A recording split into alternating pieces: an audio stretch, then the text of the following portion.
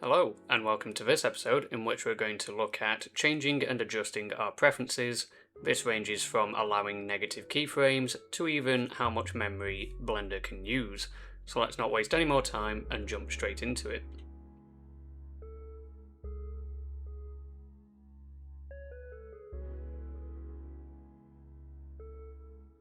Blender's preferences are essentially your global settings. They control how Blender behaves every time you open it, so things like your navigation, add-ons, themes, input settings, and performance options.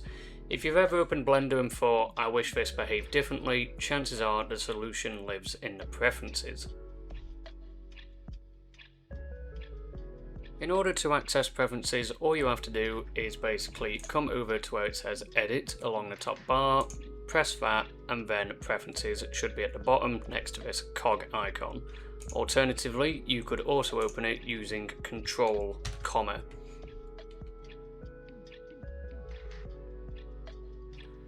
Alright, so let's have a look at changing some of our preferences. So preferences are saved globally. This means they apply to every new file that we open. So it's just like our startup file in concept, where that controlled the actual object's layout and scene setup that we start with, whereas Blender's preferences are basically how it behaves every time we open it. So it's things like navigation, interface layout, add-ons, themes, input settings, performance options, all of those types of things. So again, they are their own individual entities, so our preferences is independent from our startup file. They both are just the same in concept, in the sense of any changes we make, we sort of have to save them, and it changes how Blender acts and behaves. So before we begin, I'd recommend coming down to where these three lines are in the bottom left corner of our preferences window and just turning off autosave preferences. So the reason for this is because while you're making changes possibly to see what does what, the last thing you want to do is change something, not realise you've changed it, and then wonder why Blender doesn't work the way you expect it to. So for example, I know it's resolution scale and you'd expect it to be at 1, but you might have changed this a little bit. You've gone, oh, this is a bit too cluttered, tell you what, I'll put it back to where it was before, that looks about right, carry on with your day. And then later you realise, oh well yeah, I don't have as much space as I used to have. You can't find resolution scale in this example. And then yeah, now you've got to basically come here, load factory preferences, and then essentially now you've got to start again. So save preferences. So like I say, I'd recommend turning that off, and then, yep, just, make a few changes as you go, and then basically see how it works for you. So one thing is like the splash screen. So some changes you see in real time, like our resolution scale. Other ones you don't. Splash screen, that only tends to happen when you boot up Blender for the first time. For a new project, I mean. Like if you open an old file, it won't be there. So the only way to know that it's worked is, of course, we then have to close Blender 5.2 and open it again. And then we won't be greeted with the splash screen here. So there's a few more options that we can change in here. I'm just going to say that Blender for me works quite well out of the box, so having a splash screen on, it takes half a second just to click off of it. And then changing language from English US to English UK. So only real changes are like having U in colour. And the other thing is, that's quite funny, is translation progress, 95%. I'd be interested to see what this other 5% is. But yeah, basically how everything is. You could have these changes so you can see your VRAM in the bottom, system memory. You know what? I might just have that anyway. Maybe not scene statistics. I have that in the top left here. Duration frame one. I mean, okay, we don't need scene duration either. But yeah, this bar is typically empty, so why not have some of those changes? We don't really need Blender version, but why not? So yeah, if you're ever confused on anything, what you can also do is right-click Online Manual, and then this will give you the Blender Online Manual documentation. So I didn't scroll if any of this, it automatically had us at splash screen because that is obviously where we right-clicked and said Online Manual. So what you can do is, as you can see, we are in the interface tab, and the interface configuration lets you change how UI elements are displayed. So another thing is you could look at region overlap. You might not want it where you can see your tools here. So if we press T, you'll see that it brings our 3D viewport in and out. And like I say, if you come over to Blender documentation, what does region overlap do? And then it says region overlap, This makes regions overlap the viewport. Toolbar, sidebar regions will be displayed overlapping the main area. That doesn't affect me, so I'm just going to have region overlap on, make sure preferences are saved. But you know, it is handy for things such as, you know, this, what is it, where does it say? Our color picker type, circle HSV. So for example, we've got this here, and it, you know, if we prefer having square HS plus V, we can then look at that and then go into here and we want square HS plus V. If you ever find that you've made a change and basically, what's the word I'm after, you want to revert it to how it was, if you sit there and go, oh, I can't remember which one it is, you can also just right click and reset to default, and then that will sort you out. So now we can move on to viewport. There isn't really much to change in my opinion for this, and again, if you just right click and go to online manual, this will then bring you here and you can select viewport. We don't get a little header with this one telling us what the viewport basically does, but I imagine it is as it says. It's just, you know, adjust things in the viewport. Nothing I need to change for me. I'm just showing what options you have here. Lights, so this is of course where you can basically install lights that you've already got. So I'm just going to remove all of these just to showcase how this worked. So I do have customer HDRIs. If you ever use no, it's not even, it's called Polyhaven now. It used to be HDRI Haven. So if you go onto Polyhaven, for example, and download your HDRI from there, or MatCap Studio Lights, you know, it's not exclusive to this. But because I have HDRIs, I can go there. I have a folder in my desktop called Blender Assets, HDRI, and press A to select all of those and enter. Then you'll see them all pop up. So now I can basically select these without having to press this open image here and then navigate to desktop and just filter through them that way. In editing, this is basically not much needs to change here for me. The only thing that I might change is if we press T to bring up our sidebar, the annotation tool, I believe it can sort of blend in with our geometry sometimes. So I'm just going to make that a dark blue. But this is another example of things that don't happen live. So this is all still that light blue here. So I'm just going to save preferences, and then we can close and open Blender again. And then what we can do is if we open up the annotation tool and draw, we get this darker blue.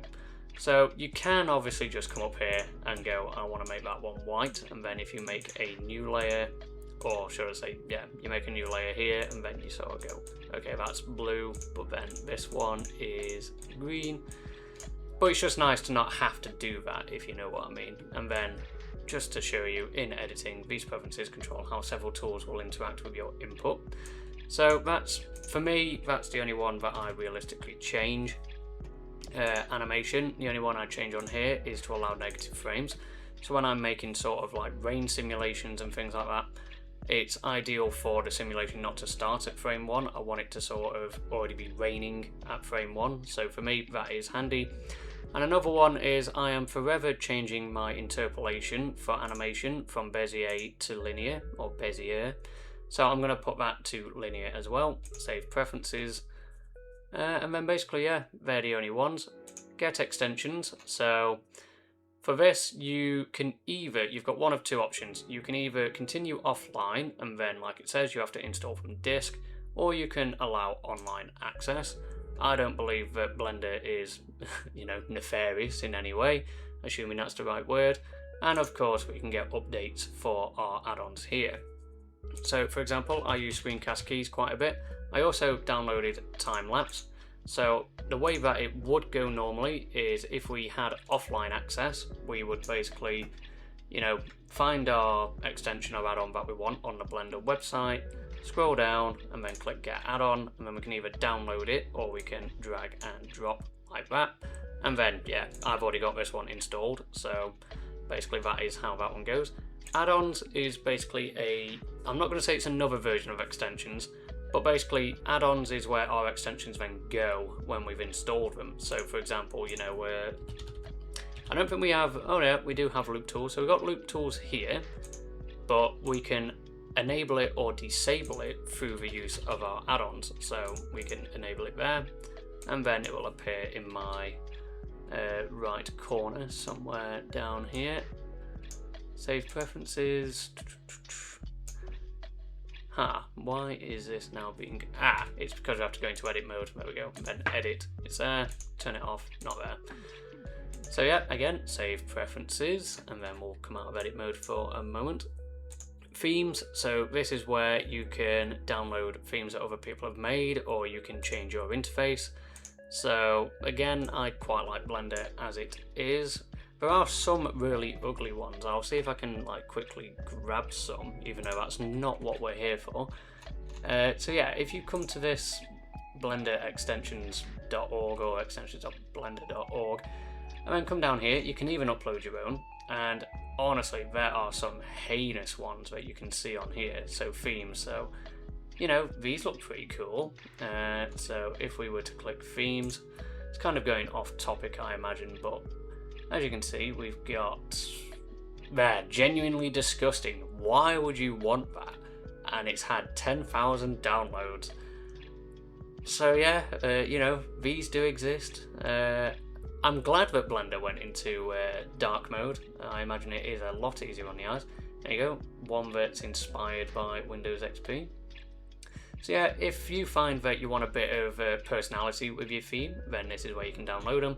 So for example, if you wanted one, I quite like this one if I'm absolutely honest, then what you can do is get theme, drag, drop, and then it will give us our theme here.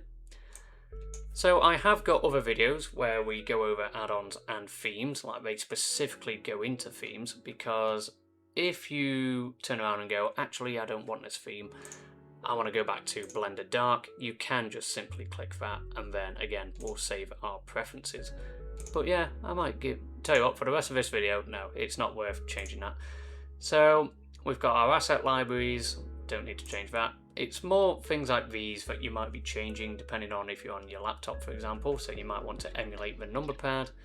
Navigation, we went over our fly and walk last time.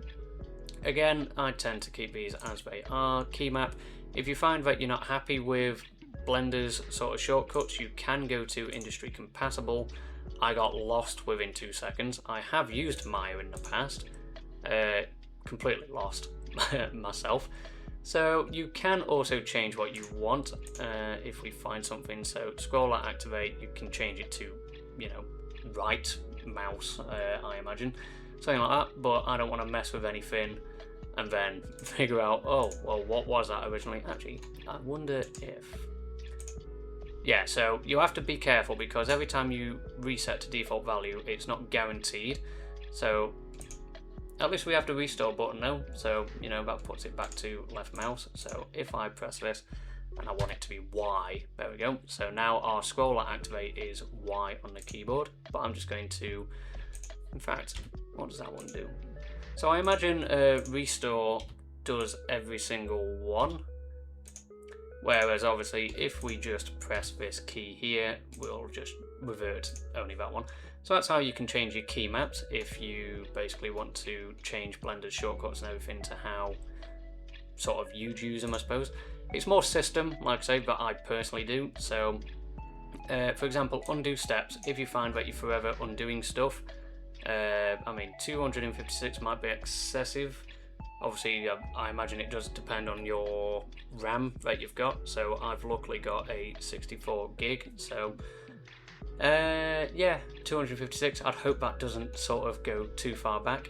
Optics, NVIDIA RTX 3080. That is what I've got. Yeah, I'll leave those as they are. I've allowed online access.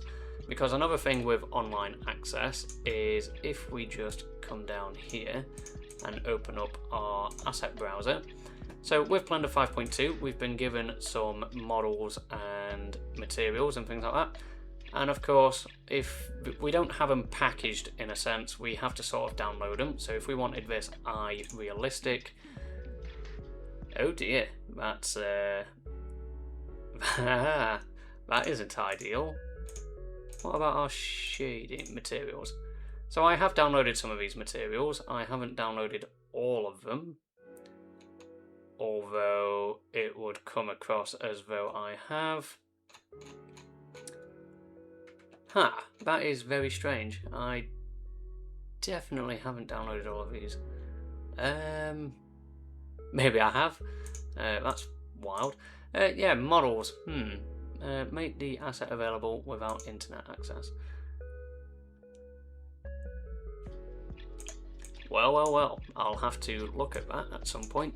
So if we close Blender 5.2, open Blender 5.2,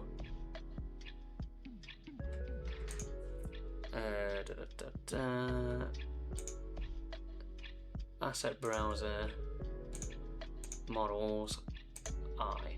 Okay, so now we're downloading our eye. I honestly have no idea what happened there, but the usual, close it down, open it up again, or off and on again, things like that.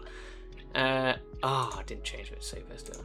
Save. Okay, so key maps we didn't change. Navigation didn't change. Asset libraries, themes. Do we still have our? Yep.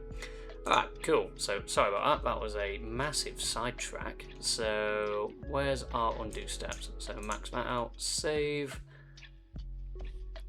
And then, yes, our video sequences, so memory cache limit, I just typically times this by 10. It is just a matter of adding a 0 on the end, but Blender can do maths, luckily.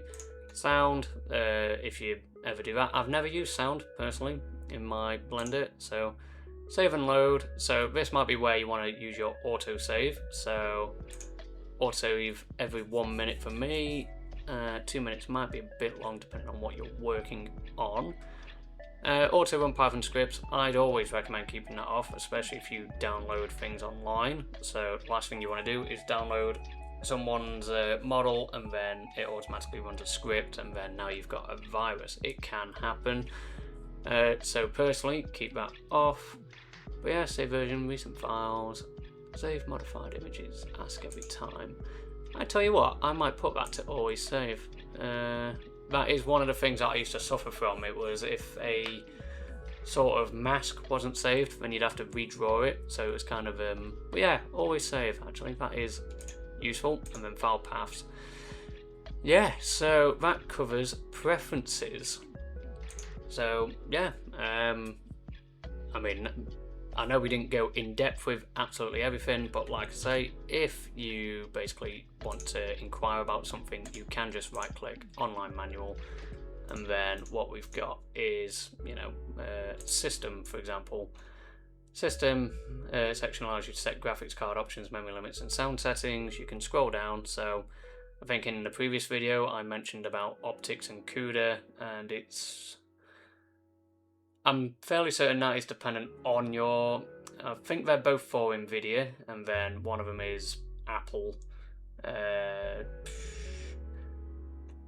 I'm not a massive tech guru in terms of that, I will be honest. But basically, if you're ever stuck with something, you can always just right click online manual. So yeah, hopefully that's covered everything to do with preferences and saving them. And yeah, thank you for watching. I will see you in the next one.